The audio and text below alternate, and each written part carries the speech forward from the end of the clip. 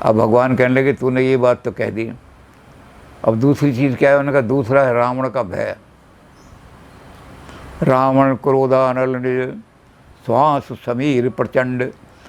जब क्रोध की अग्नि भड़क रही हो तो कोमल हवा भी छोड़, ठंडी हवा भी चल रही हो तो उसको भड़काती है। तो महाराज रावण बड़े क्रोध में पड़े हुए थे और मैंने एक बड़ी ठंडी बात कही कि भैया ऐसा ऐसा कर लो, झगड़ा उगड़ा ख़त्म करो, तो वो अग्नि और भड़क गई। तो रावण के क्रोध की अग्नि में मैं जल रहा हूँ, रावण वर्ग, तो इससे मुझे बचा लो। भगवान ने कहा रावण की क्रोध की अग्नि से तुझे रक्षा करने के लिए एक काम करता हूँ कि रावण का पद तुझे देता हूँ, मांगी तुरंत सिंधु से नीरा। भगवान ने कहा वहाँ बानर जो बैठे थे कि जाओ थोड़ा सा जल लेके जाओ, क्योंकि यहाँ रोटी चावल तो है नहीं तिलक करने के लिए, तो बस जल हाथ में लेकर के तिलक कर दूंगा। तो उन्होंने कहा कि अब रावण का भय नहीं रहेगा, कि अब तू लंका का राजा हो गया। तिलक लगा दिया, कहते तेरा भय दूर कर दूँ।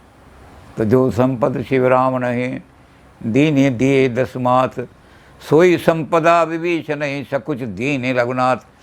भगवान शंकर ने रावण को ये लंका दी थी तो 10 बार सिर चढ़ाया था रावण ने, तब लंका दी थी।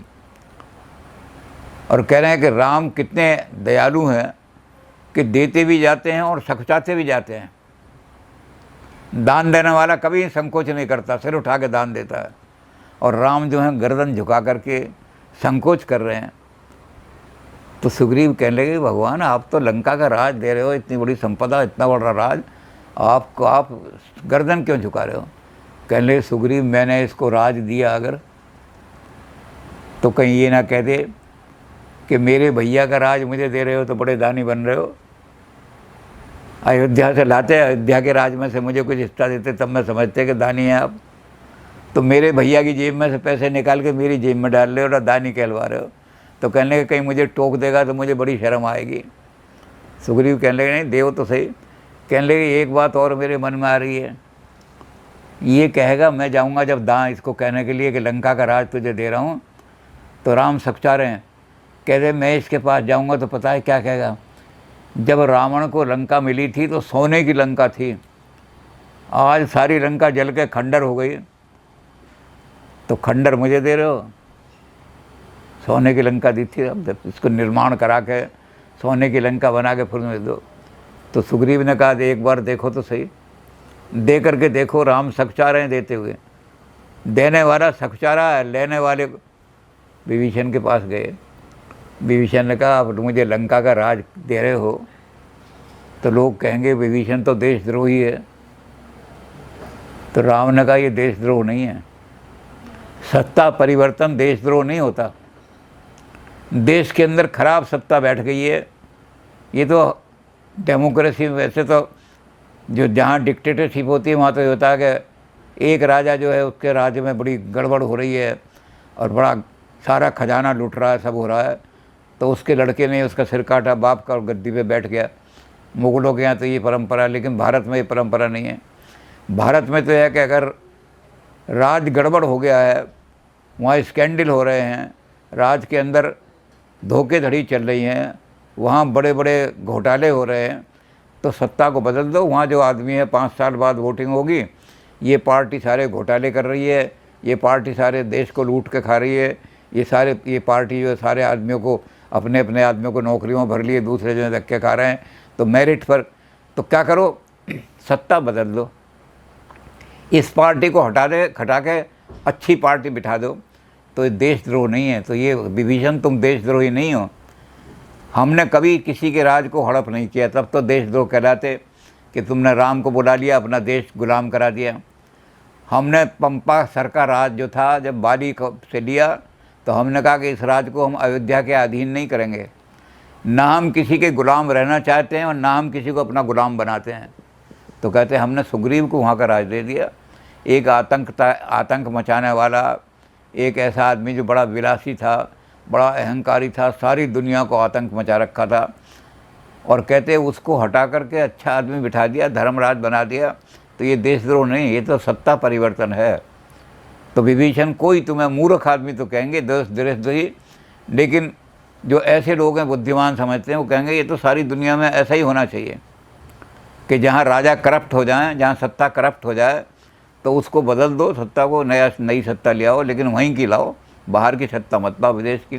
तो कहने लगे हमने तो सिर्फ सत्ता परिवर्तन करना है कि एक राजा जो है वो अहंकारी हो गया है, आतंक को फैला रहा है, अपने जितने शिष्य हैं उनको कह रहा है जय विधि होए धर्म निर्मूला, करो आचरण वेद प्रतिकूला। जाओ इस भारत की भूमि से धर्म मिटा दो बिल्कुल। यहाँ धर्म नहीं रहना चाहिए, यहाँ घोटाले, यहाँ तिकड़मबाजियाँ, यहाँ दुराचार, यहाँ सामूहिक रेप, चाहे कुछ भी फैल जाए, लेकिन धर्म नहीं रहना चाहिए। तो जो आदमी ऐसी बात कह रहा है कि जय विधि हो, जिस तरह भी हो, धर्म को उखाड़ के फेंक दो, तो वो कहने के किस तरह कहते, करो आचरण वेद प्रतिकूला। जो वेद में लिखा हुआ धर्म की बात, उसके उल्टा काम करो तो सारा धर्म नष्ट हो जाएगा।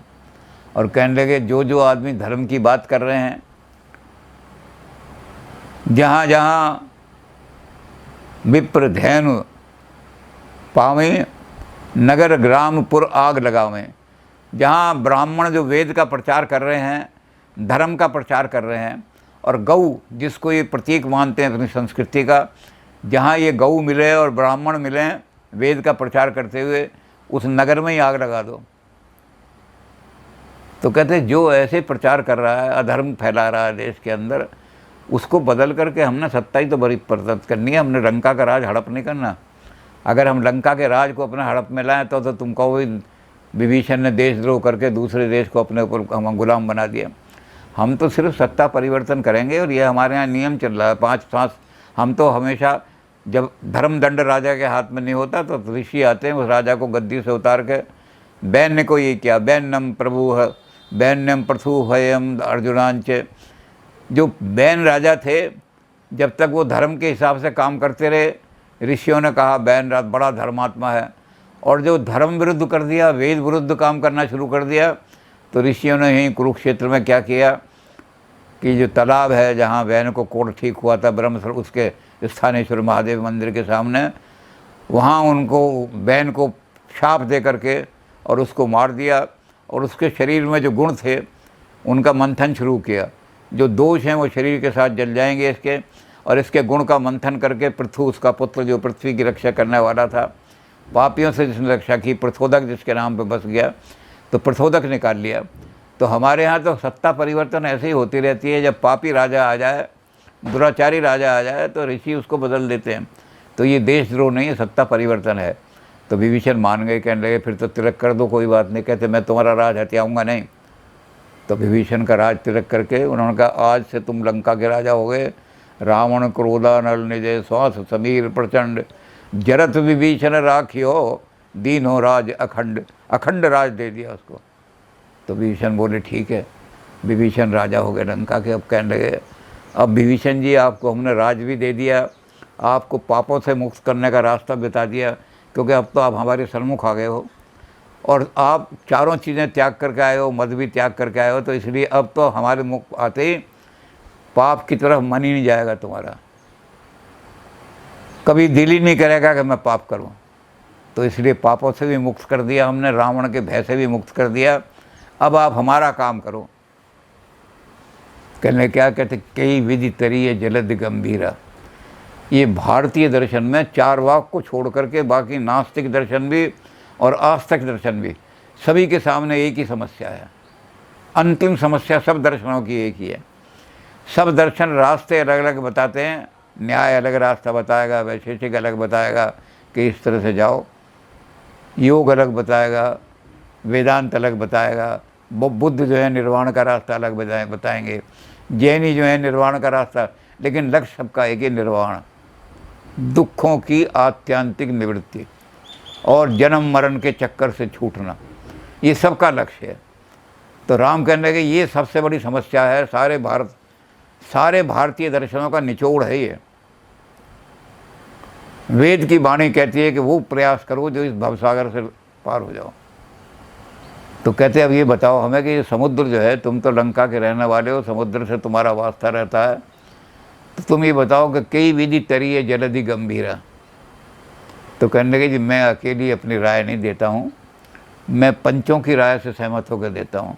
तो सबको बिठा लो, सुग्रीव को भी बिठा लो, नल नील को भी बिठा लो, जामवंत को भी बिठा लो, सबको बिठाओ और सबसे पूछो समुद्र कैसे तैरेगा। तो राम ने कहा चलो बिठा लेते हैं, लेकिन मुख्य तो आप बताओ क्योंकि आप समुद्र के साथ रहते हो।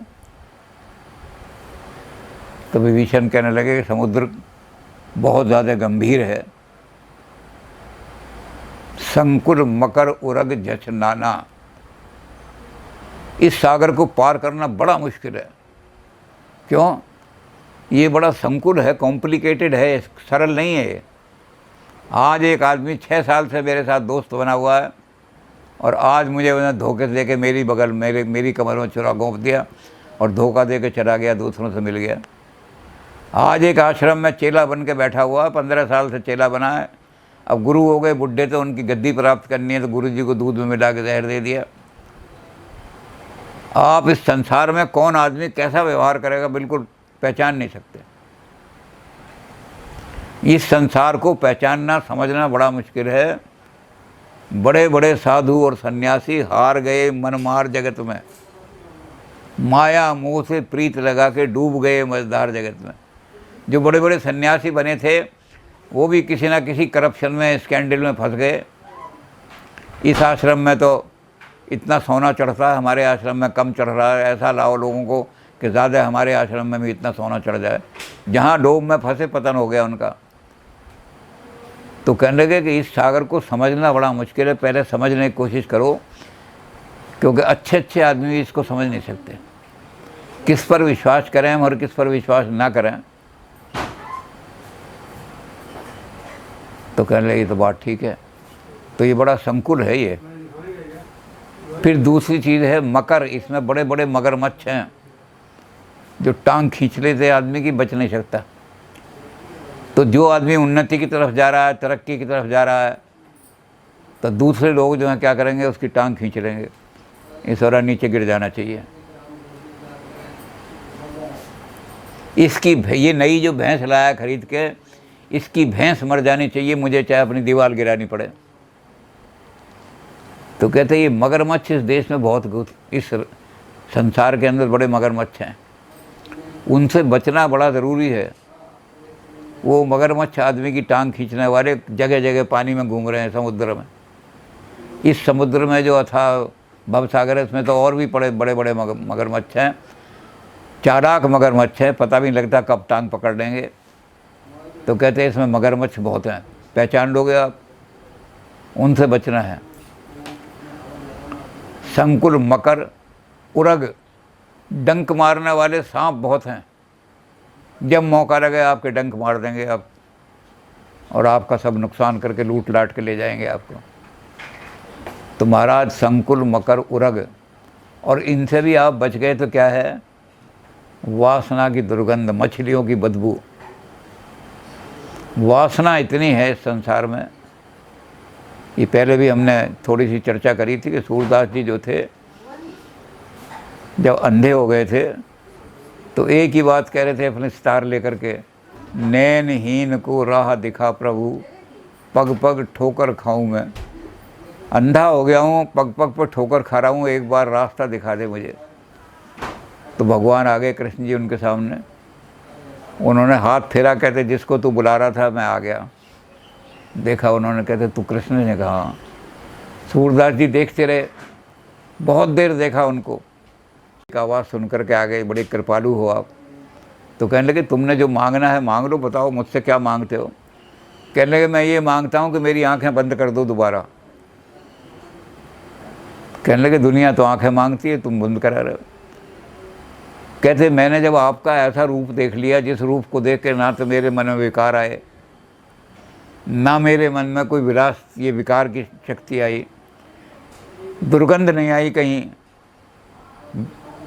और ऐसा रूप जो दिखाई दे रहा है कि नश्वर नहीं है। जितने संसार के रूप हैं, बड़े बड़े सुगंधित फूल खिल रहे हैं, थोड़ी देर में मुरझा जाते हैं। बड़े बड़े सुंदर रूप हैं, थोड़ी देर में मुरझा के उनको कोई पूछता ही नहीं। तो जब मैंने ऐसा रूप देख लिया जिसमें कोई गंध नहीं है, जिसके अंदर कोई विकार नहीं दिखाई दे रहा और जो नश्वर नहीं है, जब ऐसा रूप देख लिया तो फिर मैं संसार के नश्वर रूप और जिनमें गंद भरी हुई है उनको नहीं देखना चाहता। तो कहते हैं यहाँ दुर्गंध भरी हुई है विरासता की, मछलियों की दुर्गंध है। तो अब देख लो इसको कैसे पार करना है। तो कहने लगे बताओ। तो पहले जामवंत खड़े हुए, कहने महाराज आपके अंदर तो इतनी शक्ति है कि यहाँ अगस्त ऋषि रह रहे हैं जिन्होंने एक बार समुद्र को दंड दिया था, समुद्र को पी गए थे वो। और फिर जब देवताओं ने कहा कि पृथ्वी पे पानी के लोग मर रहे हैं, जानवर मर रहे हैं, तब उन्होंने समुद्र को निकाला। तो राम कहने लगे ये काम मैं नहीं कर सकता, क्योंकि जो समुद्र को पी गया था ऋषि इतना बड़ा और उसने बाद में अपने मूत्र के द्वारा समुद्र को बाहर निकाला, तो मैं उस ऋषि को एक अपने स्वार्थ के लिए किसी को ये जाके कहूँ जी अपने मूत्र को दोबारा पी लो। तो कहने चाहे समुद्र पार हो या ना हो, अगस्त ऋषि के पास नहीं जाऊँगा मैं। तो सुग्रीव तो पॉलिटिशियन है, सुग्रीव कहने महाराज वो जो आपके पास अग्नि बाण है वो उठाओ, मारो इसको, सागर को, समुद्र को सोख लो। तो विभीषण कहने लगे एक बात सुन लो मेरी, मैं नीति की बात कहने वाला हूँ। आपने पहले भी कहा था कि जो नीति पर दृढ़ रहता है प्रलोभन से, आपने मुझे राज ज़रूर दे दिया है, लेकिन मैं आपके इस लालच में आकर राज लेना है वापस ले लो, लेकिन मैं नीति नहीं त्यागूंगा। तो राम बोले नीति की बात कहो। यद्यपि तदपि नीति असगाई, शास्त्रों में नीति लिखा हुआ है, नीति लिखी है, विनय करिए सागर समझाई। पहले जाकर सागर से विनय करो कि हमारा रास्ता दे दे, और जब वो विनय से नहीं माने तब दंड देना। ऐसे दंड नहीं देने दूंगा मैं समुद्र को कि सुग्रीव ने कह दिया जी अग्नि बाण उठा लो और समुद्र को मार दो। तो राम बोले विभीषण तुम बिल्कुल ठीक कह रहे हो। राम ने वहाँ घास बिछाई और समुद्र के किनारे बैठ गए। अब विनय न मानत जलधि जड़, समुद्र जो है जड़ बुद्धि का आदमी है। जड़ बुद्धि आदमी कभी किसी की विनय नहीं मानता। उससे अगर विनय करो तो ये समझता है कि ये दुर्बल है और अकड़ता है वो। तो जड़ आदमी से आप विनय कर रहे हैं। तो विनय न मानत जलधि जड़ गए 3 दिन बीत, तब बोले राम सकोप तब भय बिन होए न प्रीत। मूर्ख आदमी को जब तक भय नहीं दिखाओगे तब तक वो प्रीत नहीं करता। तो लक्ष्मण बांध सरासन आनो, इससे बात इस तरह नहीं करनी, जल्दी से जूता लेकर के आओ, जल्दी लाओ। तो राम लक्ष्मण जी गए, कहने लगे ठीक है। तो कहने लगे कांटे पे कदली फल है, कोटि जतन को सींच।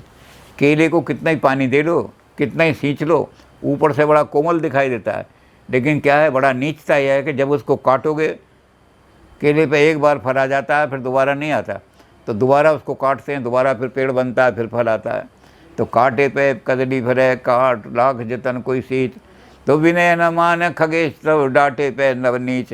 नीच आदमी जो है जूते से मानता है। तो जूता लाओ जल्दी से, सरासन मेरा बाण लेकर के आओ और इस समुद्र को अभी सोखूंगा। और जैसे ही अग्नि बाण उठाया समुद्र ने, कांप गया समुद्र। समुद्र के अंदर जीव जंतु थे वो भी जलने लगे, इतना गर्म पानी गर्म होने लगा। सारे समुद्र के खिलाफ विद्रोह करने लगे। कछुए मगरमच्छ वगैरह हम सब छोड़ के चले जाएंगे, तेरा सारा खजाना खाली हो जाएगा। तब समुद्र हाथ जोड़ कर के आया, कहने लगा महाराज मेरा दोष नहीं है, दोष तो आपका है। आपने जड़ से जड़ वस्तु पैदा की, तो जड़ से तो ऐसे ही विचार मिलेंगे। मेरी बुद्धि में अगर चेतना आ जाए, मुझे आप चेतना दे दो, अच्छा ज्ञान दे दो, तो फिर मेरे मुंह से नीच बात नहीं निकलेगी। तो कहने लगे चलो हम तुम्हें ज्ञान दे देंगे, आइंदा तुम्हारे मुंह से कोई घटिया बात नहीं निकलेगी, लेकिन ये बताओ समुद्र पार कैसे होगा। कहने लगा जी मुझे मत मारो, मेरे जूते मत मारो, मैं बता रहा हूँ कि नाथ नील नल, आपकी सेना में 2 हैं, 2 भाई। बालकाल इन्होंने ऋषियों से बड़ी इन्हें शाप मिला था, आज वो आशीर्वाद का काम करेगा। ये जब बाल्यावस्था में थे दोनों, तो जो ऋषि वहाँ पूजा वूजा कर रहे होते थे, तो उनके वो मूर्ति होती थी पत्थर की, उठा समुद्र में फेंक देते थे, नदी में फेंक देते थे, फिर ताली बजाते थे जब वो ऋषि जाता था। तो कहते ऋषियों ने उनको शाप दिया कि तू हमारी मूर्ति जो है पाषाण की मूर्तियाँ पत्थर में फेंकते हो तुम दोनों, तो तेई के परस किए गिरी भारे। उन्होंने कह दिया तू कितनी बड़ी मूर्ति हो, अगर तू पानी में फेंकेगा तो एक तरी है जरद प्रताप तुम्हारे, वो तैरने लगेगी और फिर हम उस मूर्ति को ले आएंगे।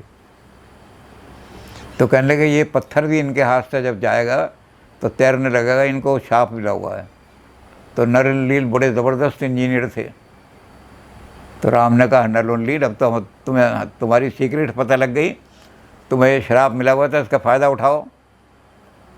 तो नरनील कहने ठीक है जी, अब समुद्र ने आपको बता दिया, अब हम यही काम करेंगे, हम समुद्र पार करने के लिए और पुल बनाना शुरू करेंगे। और नरनील ने पुल बनाना शुरू कर दिया।